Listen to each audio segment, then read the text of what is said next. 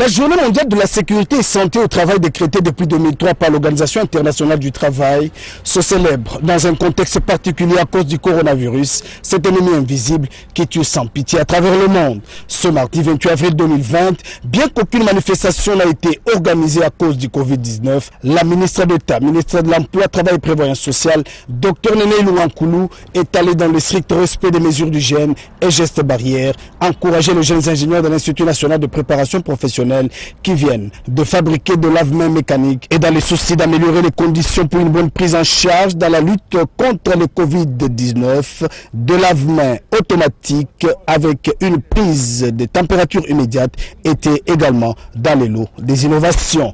Ce lave-main, il est automatique, comme le dit son nom, il fonctionne avec l'énergie solaire, mais également vous touchez à rien et vous avez les savons, vous avez l'eau.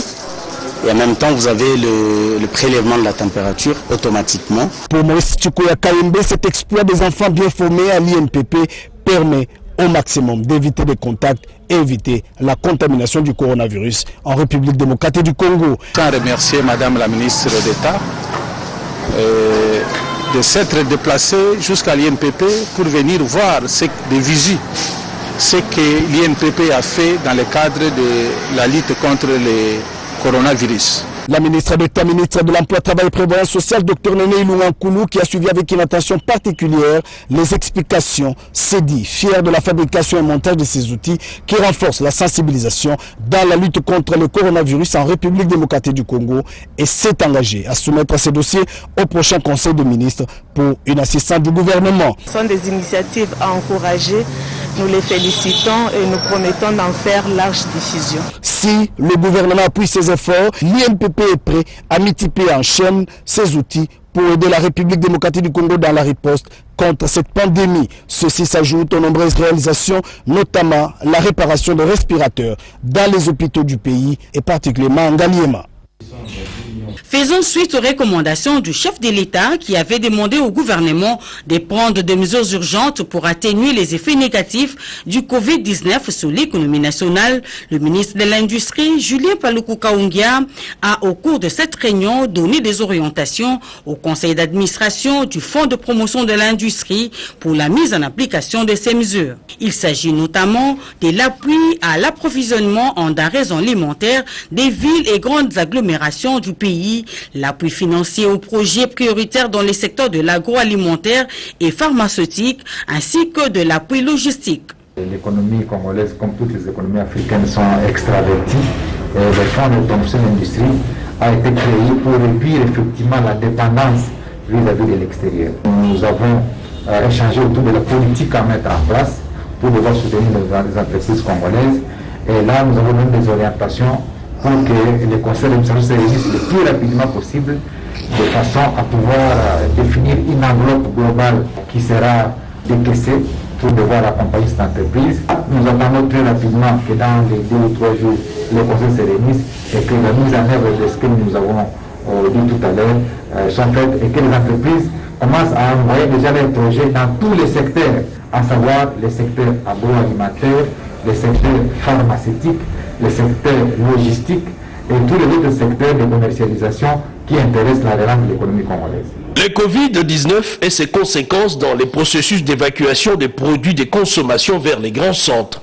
Une problématique qui a amené Antoine Gonda Mangalibi, notable du Congo central, à en discuter avec les vice-ministres du plan Freddy Kita pour entrevoir des pistes de solutions. Il faut bien avoir à l'esprit que cette pandémie a des conséquences économiques assez difficiles, et surtout au niveau, donc, dans le cadre de notre circonscription, où la population est quand même donc paralysée en approvisionnement, et même ils ont des difficultés pour pouvoir sortir donc les biens. Et c'est dans ce cadre-là que nous avons une structure qui permet de pouvoir sortir les produits agricoles qu'on essaie d'emmener vers Kinshasa, donc la capitale, et afin d'éviter qu'il y ait une inflation des prix. Et dans ce cadre-là, nous sommes venus voir le vice-ministre du plan qui est en train de nous assister avec les baleinières au niveau de la rivière pour pouvoir permettre, donc, nous aider à faciliter la population à pouvoir sortir donc, des produits agricoles. Étant aussi originaire du même coin, bien évidemment, la sensibilité est beaucoup plus profonde, quoi, pour pouvoir changer de ce que nous avons vu récemment avec, au niveau du Congo central, où on parlait donc d'instabilité et tout cela, nous avons voulu donner une image positive. Le Congo central, l'une des provinces pourvoyeuses de produits agricoles dans la capitale Kinshasa, mérite une attention particulière, surtout pendant cette période de crise sanitaire, pour éviter une crise alimentaire qui pourrait aggraver alors la situation. Les partis du peuple pour la reconstruction et la démocratie PPRD se rangent en ordre de bataille pour lutter contre l'ennemi commun, la pandémie du coronavirus. Cette formation politique se propose de fabriquer plus de 20 000 masques par semaine, calqués sur le modèle des masques confectionnés par la Fondation Musée Laurent Désiré Kabila, qui dirige Jeannette Kabila, des masques qui seront distribués gratuitement à travers la province du Lualaba. Associé à cette opération, le comité provincial de riposte a réceptionné quelques masques types et salué l'initiative du PPRD Lualaba. Les cadres et militants du Parti du Peuple pour la Reconstruction et la Démocratie PPRD se sont par la suite déployés à travers la ville pour distribuer ces équipements de protection aux vendeuses et vendeurs des différents marchés de la ville de Kolwezi. Camarade fédéral Richard Mouyej a fourni des machines, des pagnes et toutes sortes d'accessoires pour que soient confectionnés les masques en une semaine. C'est sous le leadership d'une camarade de la Ligue des femmes, la camarade Kinekinda, qui est en train de gérer toute l'activité, de s'occuper de la production, des modèles, de la formation. Et surtout, il faudrait que les masques soient quand même certifiés par le comité, la cellule de riposte. Les bénéficiaires n'ont pas manqué de mots pour remercier les PPRD pour ces gestes combien salutaires.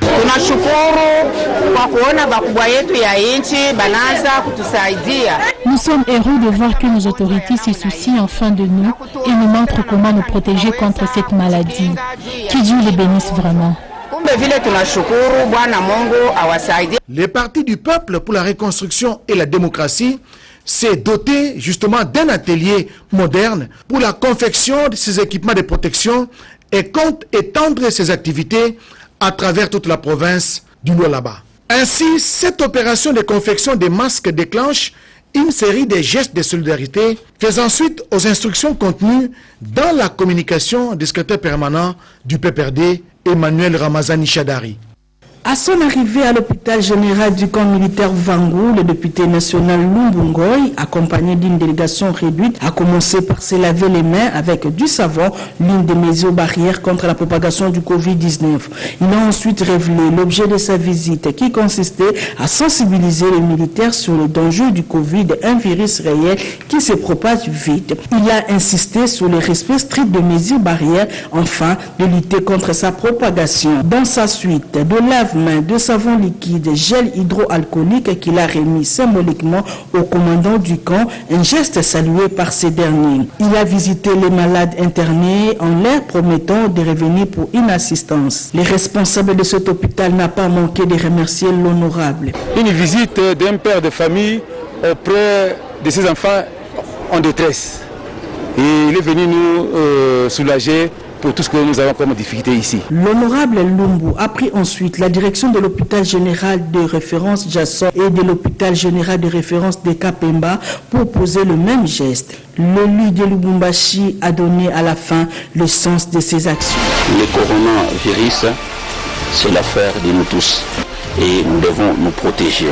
Et nous protéger, c'est respecter les instructions que le chef de l'État nous a donné par l'entremise du ministère de la Santé et relayé par le gouverneur de la province. Nous ne voulons pas voir le Covid-19 ici chez nous, dans la ville de Lubumbashi. 280 savons et plus de 500 cache-nez. C'est de cette manière que la nouvelle génération Tshisekedi a assisté les vendeurs et responsables des marchés de poissons pour lutter contre la propagation du coronavirus.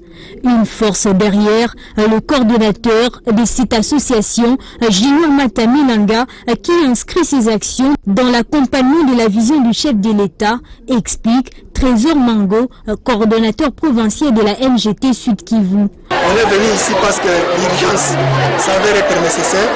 La population dans ce marché vraiment pour les mesures barrières, ça s'est montré clairement qu'ils n'étaient pas concernés.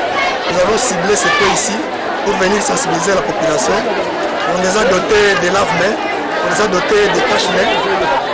Nous sommes disponibles jusqu'à présent de les accompagner par la mesure du possible, de les doter du savon, de cache-nez. Après avoir passé plus de 40 jours sans kit nécessaire pour se protéger contre le coronavirus, les vendeurs saluent cette action philanthropique.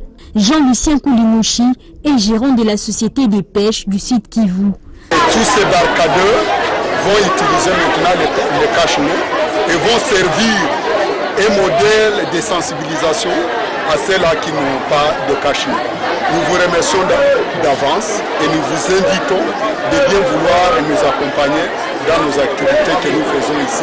Pour rappel, la province du Sud Kivu avait enregistré 3 cas de personnes atteintes du coronavirus. 2 ont été guéris et une seule en bonne évolution est encore retenue au Sud Kivu par les autorités sanitaires. Provinces du Sud Kivu, du Maniema, du Haut-Katanga, du Haut-Lomami et du Tanganyika ont été lourdement affectés par les pluies diluviennes qui s'abattent ces derniers temps à travers le pays. Les territoires des Kabalo, au même titre que d'autres contrées de la province de Tanganyika, en a payé le frais. Des routes et maisons d'habitation ont été inondées par les eaux en furie. Beaucoup de sans-abri ont été enregistrés, des chaussées transformées en ruisseaux, des arbres déracinés. Devant ces tableaux sombres, la population locale ne sait à quel sein se vouer. Des dégâts humains et matériels importants qui nécessitent l'intervention du gouvernement de la République, comme c'est le cas présentement dans d'autres provinces sinistrées. Les habitants des Kabalo sont sous les eaux. À certains endroits, la pirogue, utilisée comme moyen de transport de la population, fait une bonne affaire. Des catastrophes naturelles qui se multiplient ça et là à travers la République, les observateurs avisés évoquent ici la question des changements climatiques qui seraient à la base de toutes ces inondations.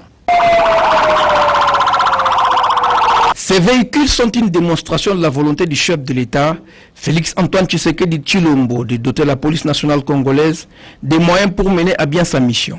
Plus de 100 véhicules seront mis à la disposition de la PNC.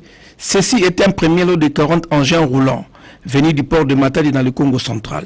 Ils sont déjà à Kinshasa. Cette dotation du président de la République va permettre l'effectivité d'une police de proximité à même de sécuriser les personnes et leurs biens. La population s'en félicite. En tout cas, Fachi Béton, merci Pénan, merci Pénan, merci Fachi Béton pour ce que vous faites pour le pays. Ces véhicules vont servir à sécuriser la ville de Kinshasa. La police doit faire preuve de plus de responsabilité. Elle doit considérer les encouragements du chef de l'État. En tout cas, merci beaucoup.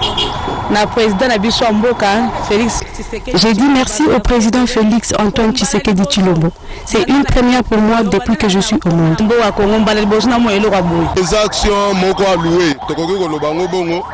C'est une action louable. Il s'agit de biens de l'État et doivent être au service de la population. Il s'agit d'une action palpable. Maintenant, nous attendons que la police fasse preuve de professionnalisme. Ces voitures sont dotées de gyrophares et des radios de communication incorporées. Grâce à l'ingénieuse contribution du président de la République, Kinshasa connaîtra désormais une police qui caresse la modernité, teintée de proximité et du professionnalisme attendu de tous.